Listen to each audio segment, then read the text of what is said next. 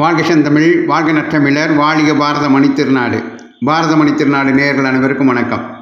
நாம் வாரந்தோறும் சனிக்கிழமை வால்மீகி ராமாயணம் ஷோவின் ஆய்வு கண்ணோட்டத்தை பார்த்து கொண்டிருக்கிறோம். இன்று பகுதி 7. இந்த பகுதி 7 அவர் ராமர் பிறந்தார் அப்படின்னு அவர் எழுதியிருக்கிற அத்தியாயத்தை பார்க்க போகிறோம். அந்த அத்தியாயத்தில் முதல்ல அவர் ஒரு சுருக்க மாதிரி கொடுக்குறார். என்ன கொடுக்குறாருன்னா, ராவணனை வதம் செய்து நல்லோர்களை காப்பதற்காக மனிதனாக பிறக்க வேண்டும் என்று மகாவிஷ்ணுவை தேவர்களும் ரிஷிகளும் வேண்டிக்கொள்ள அவர் அதை ஏற்பது, தசரதன் நடத்திய யாகத்தில் ஒரு தெய்வீக உருவம் தோன்றி தசரதனிடம் பாயசம் அளிப்பது, தசரதன் அதை தன் 3 மனைவிகளுக்கும் அளிக்க அவர்கள் கருவுற்று அதன் பலனாக ராம, பரத, லக்ஷ்மண, சத்ருகன சகோதரர்களை பெற்றெடுப்பது ஆகியவற்றை பற்றி இந்த அத்தியாயத்தில் பார்க்க இருக்கிறோம் என்று முதலில் ஒரு குறிப்பாக கொடுக்கிறார். இப்போ அத்தியாயம் ஆரம்பிக்கிறது. தசரதனுக்காக புத்திர காமேஷ்டி யாகத்தை ரிஷியர் சிங்கர் நடத்த தொடங்கிய போது பிரம்மதேவனை அணுகிய தேவர்களும் சித்தர்களும் மகரிஷிகளும், உங்களிடமிருந்து கிட்டிய அருளின் பலத்தினால் ராவணன் என்கிற ராட்சசன் எங்கள் எல்லோரையும் துன்புறுத்தி வருகிறான். மகிழ்ச்சி அடைந்த மனதோடு கூடிய நீங்கள் அவனுக்கு வரம் தந்தீர்கள். அன்று தொடங்கி அவனால் நாங்கள் பாதிக்கப்பட்டு வருகிறோம். கெட்ட மதியுள்ள ராவணன் 3 உலகங்களையும் நடுங்கச் செய்து வருகிறான். பெரியோர்களை அவமதிக்கிறான். தேவர்களுக்கெல்லாம் அதிபதியாகிய இந்திரனையும் கூட கேவலப்படுத்த முனைகிறான். உங்களிடம் பெற்ற வரத்தினால் மற்றவர்களால் வெல்ல முடியாத நிலையை அடைந்துவிட்ட அவன் ரிஷிகளையும் கந்தர்வர்களையும் யட்சர்களையும் இம்சித்து வருகிறான். சூரியனால் அவனை சுட முடியாது. காற்று அவனுக்கு அஞ்சி ஒதுங்குகிறது. அலைகளால் கொந்தளிக்கும் சமுத்திரம் அவனை பார்த்து அடங்குகிறது. அவனிடமிருந்து எங்களுக்கு உண்டாகும் தொல்லைகளை நீக்க அவனை வதம் செய்வது ஒன்றுதான் வழி. இப்படி வேண்டிக் கொள்ளப்பட்ட பிரம்மா தேவர்களாலும் கந்தர்வர்களாலும் யட்சர்களாலும் அசுரர்களாலும் ராட்சசர்களாலும் நான் கொல்லப்படக்கூடாது என்ற வரத்தையே ராவணனிடம் கேட்டு பெற்றான். மனிதர்களை மதிக்க தகுந்தவர்களாக அவன் கருதாத காரணத்தினால் அவர்களிடமிருந்து பாதுகாப்பை கோரி அவன் வரம் கேட்கவில்லை. ஆகையால் மனித பிறவியினால் மட்டுமே அவனை வதம் செய்ய முடியும். மற்றபடி ராவணனுக்கு மரணம் என்பது கிடையாது என்று கூறினார். மனிதனால் ராவணனுக்கு அழிவுண்டு என்பது அறிந்த தேவர்களும் ரிஷிகளும் மன நிம்மதி அடைந்தார்கள். அப்போ ஒரு குறிப்பு மாதிரி கொடுக்கிறார். சிருஷ்டி எனும் செயலை பூர்த்தி செய்வதற்காக பிரம்மதேவன் பிரஜாபதிகளை படைத்தான். அவர்களில் ஒருவர் கஷ்யப பிரஜாபதி. அவரை பிரம்மாவின் மகன் என்று சில புராணங்களும் பிரம்மாவின் பேரன் என்று சில புராணங்களும் வர்ணிக்கின்றன. தட்சனுடைய மகள்களாகிய திதி, அதிதி, தனு ஆகியோரும் இவரது மனைவிகள். கஷ்யபருக்கும் அதிதிக்கும் பிறந்தவர்கள் தேவர்கள். கஷ்யபருக்கும் திதிக்கும் பிறந்தவர்கள் தைத்தியர்கள் அல்லது அசுரர்கள். கஷ்யபருக்கும் தனுவுக்கும் பிறந்தவர்கள் தானவர்கள். இவர்களும் அசுரர்களை போன்றவர்களே. யட்சர்கள் தேவர்கள் வகையைச் சேர்ந்தவர்கள். அவர்கள் கஷ்யப பிரஜாபதியின் வம்சத்தில் அவருடைய ஒரு பேத்தியின் மூலமாக வந்தவர்கள். ராட்சசர்களும் இதே வழியில் வந்ததால் யட்சர்களுக்கு ஒரு வகையில் அவர்கள் சகோதரர்கள் ஆவார்கள். ராவணன் ராட்சச வம்சத்தில் வந்தவன். யட்சர்கள், சித்தர்கள், கிண்ணறர்கள், கந்தர்வர்கள், அப்சரஸ்கள் ஆகியோர் தேவர்களின் வகையை சேர்ந்தவர்கள். இந்த விளக்கங்கள் இராமாயணத்தில் கிடையாது. பல நூல்களில் ஆங்காங்கே கொடுக்கப்பட்டிருக்கும் விளக்கங்களின் தொகுப்பாக இதை கொடுத்திருக்கிறேன். முக்கியமாக பார்க்க வேண்டியது அசுரர்கள் வேறு, ராட்சசர்கள் வேறு என்பதுதான். பிரகலாதன், மகாபலி போன்றவர்கள் அசுரர்கள். மால்யவான், சுமாலி போன்றவர்கள் ராட்சசர்கள். அவர்கள் வழியில் வந்தவன் ராவணன். இப்போ அந்த குறிப்பை முடிச்சுக்கிறார். அதுக்கப்புறம் மறுபடியும் கதையை சொல்கிறார். அந்த சமயத்தில் உலகங்களின் அதிபதியான மகாவிஷ்ணு சங்கு, சக்கரம், கதை போன்ற ஆயுதங்களை தரித்தவராக அங்கே தோன்றினார். தேவர்களும் ரிஷிகளும் அவரை நமஸ்கரித்து, தர்மங்களை அறிந்தவனும் பெரும் வள்ளலுமாகிய தசரத மன்னன் மக்கட்பேறு வேண்டி யாகம் செய்து கொண்டிருக்கிறான். முனிவர்களுக்கு ஒப்பான ஞானம் பெற்ற அந்த அரசனுடைய 3 மனைவிமார்களிடத்தில் உங்களுடைய அம்சத்தை பகிர்ந்து கொண்டு அவர்களுக்கு மகன்களாக நீங்கள் தோன்ற வேண்டும். தான் பெற்ற வரத்தின் மூலமாக தேவர்களால் கொல்லப்பட முடியாத தன்மை அடைந்துவிட்ட ராவணனை மனிதனாக இருந்தே நீங்கள் வதம் செய்ய வேண்டும். தேவர்களையும் கந்தர்வர்களையும் சித்தர்களையும் ரிஷிகளையும் பெரிதும் துன்புறுத்தி கொண்டிருக்கிற ராவணனை வதம் செய்வதற்காக மனிதர்களிடையே நீங்கள் தோன்ற வேண்டும் என்று வேண்டிக் கொண்டார்கள். மகாவிஷ்ணு அவர்களுடைய வேண்டுகோளை ஏற்றார். பயத்தை விலக்குங்கள், உங்களுக்கெல்லாம் நன்மை உண்டாகட்டும். நல்லோர்களுக்கு அச்சத்தை விளைவிக்கிற ராவணனை அவனைச் சேர்ந்தவர்களோடு உலக நன்மைக்காக அழிப்பதற்காக மனிதனாக பிறக்கிறேன். இவ்வாறு கூறிய அவர் தன்னுடைய அம்சத்தை 4 பாகங்களாக பிரித்து கொண்டு தசரதரை தந்தையாக அடைவது என்று மனதில் தீர்மானித்தார். பெண்களை மானபங்கப்படுத்துவதையும் ரிஷிகளை துன்புறுத்துவதையும் 3 உலகத்தினரையும் வருந்தச் செய்வதையும் வழக்கமாக கொண்டுவிட்ட அந்த ராவணனுக்கு பிரம்மதேவர் அளித்த வரத்தின் காரணமாக மனிதர்களை தவிர வேறு வகையில் அவனுக்கு அழிவு கிடையாது. ஆகையால் மனிதனாக இருந்தே அவனை வதம் செய்வீராக என்று தேவர்களும் ரிஷிகளும் கூறியதை கேட்டுக்கொண்டு எல்லாராலும் பூஜிக்கப்பட்டவராக மகாவிஷ்ணு அங்கிருந்து அகன்றார். பூவரகில் தசரதனுக்காக செய்யப்பட்டு கொண்டிருந்த வேள்வித்தீயிலிருந்து அப்போது ஒரு தோற்றம் வெளிப்பட்டது. நிகரில்லாத ஒளியும் பெரும் கம்பீரமும் சிறந்த லட்சணங்களும் மலை போன்ற உருவமும் மலை போன்ற உயரமும் அசாதாரண பலமும் பொருந்திய ஒரு உருவம் யாக அக்னியிலிருந்து தோன்றியது. தங்கத்தினால் ஆனதும் வெள்ளியினாலான மூடியை உடையதுமான ஒரு பாத்திரத்தை கையில் ஏந்தி கொண்டு தோன்றிய அந்த தெய்வீக உருவம் தசரத மன்னனை பார்த்து பேசியது. அரசனே, பிரம்மனை சார்ந்தவனாக என்னை அறிந்து கொள்வாயாக. யாகத்தின் மூலம் தேவர்களை வேண்டிக் கொண்ட உனக்கு இப்போது பலன் கிட்டியிருக்கிறது. அரசர்களில் சிறந்தவனே, மக்கட்பேற்றை உனக்கு அளிக்கவல்ல இந்த தெய்வீகமான பாயசத்தை பெற்றுக்கொண்டு உன்னுடைய 3 மனைவிமார்களுக்கும் இந்த பாயசத்தை கொடுப்பாயாக. யாகம் செய்த பலனை அடைவாயாக. இந்த அற்புதத்தை செய்துவிட்டு அந்த உருவம் அப்படியே மறைந்தது. பாயசம் கொண்ட பாத்திரத்தை அந்த தெய்வீக உருவத்திடமிருந்து பெற்றுக்கொண்ட தசரத மன்னன் பெரும் புதையலை அடைந்த ஏழை போல மகிழ்ச்சி கடலில் மூழ்கினார்.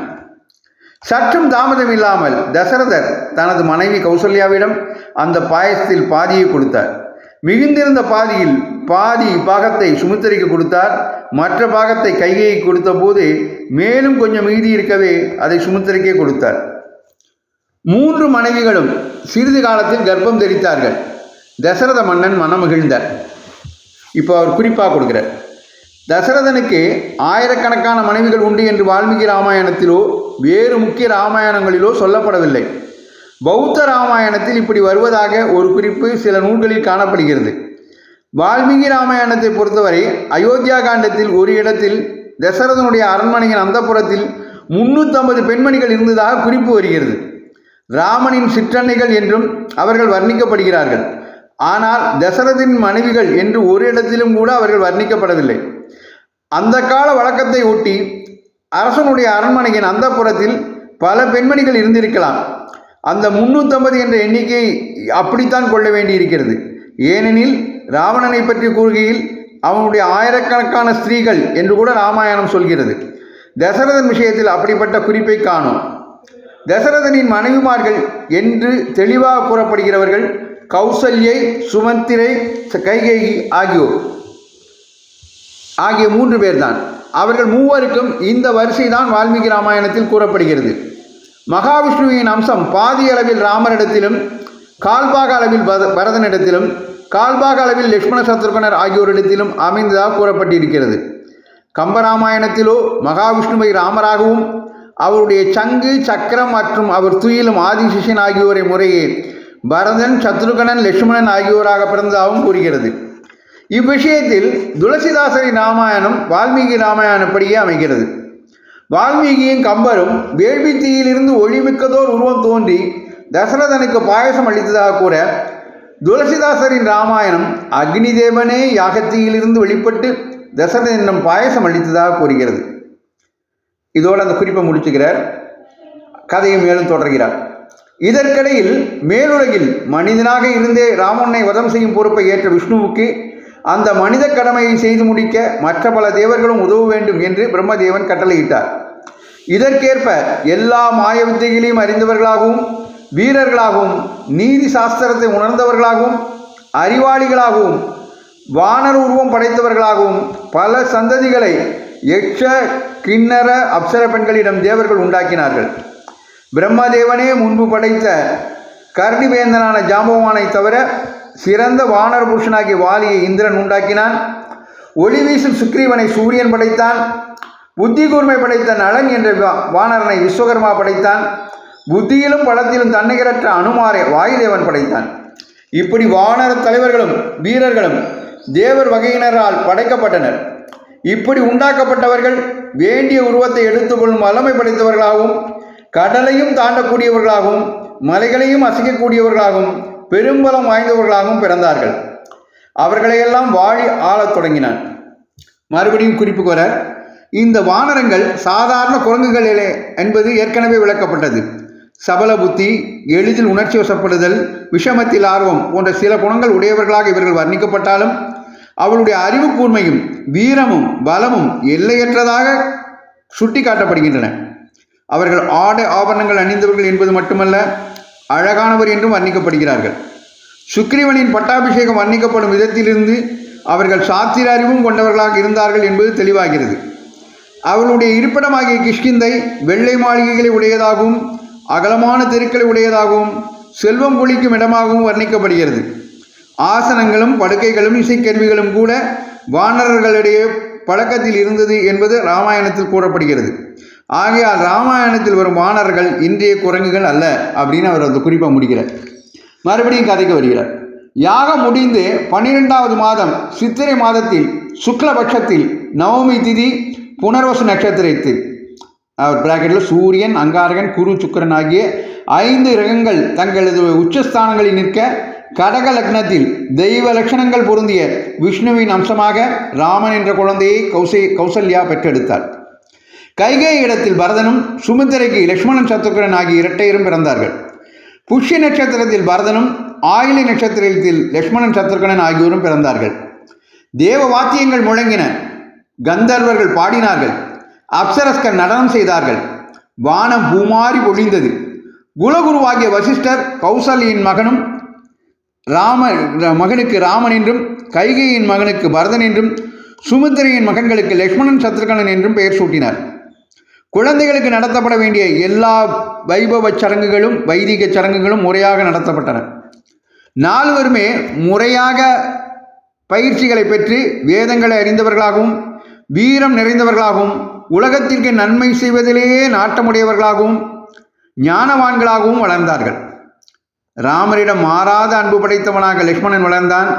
லட்சுமணன் அருகில் இல்லாவிட்டால் ராமர் உணவு உட்கொள்ளவும் மறுப்பார் என்கிற அளவுக்கு அவருடைய அன்பு மேலோங்கியது. அதே போல பரதனுக்கு நெருங்கியவனாக சத்ருகனன் வளர்ந்தான்.